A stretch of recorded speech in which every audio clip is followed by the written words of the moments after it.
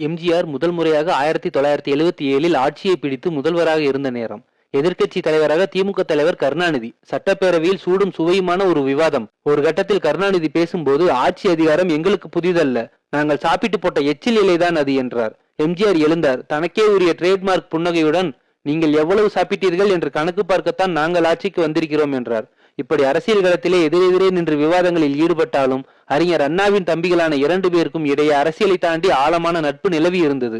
எம்ஜிஆர் தலைமையிலான அதிமுக அரசை கண்டித்து 1982ஆம் ஆண்டு நீதி கேட்டு நெடும் பயணம் என்ற பெயரில் மதுரையில் இருந்து திருச்செந்தூருக்கு திமுக தலைவர் கருணாநிதி தொண்டர்களுடன் பாத யாத்திரையாக சென்றார்.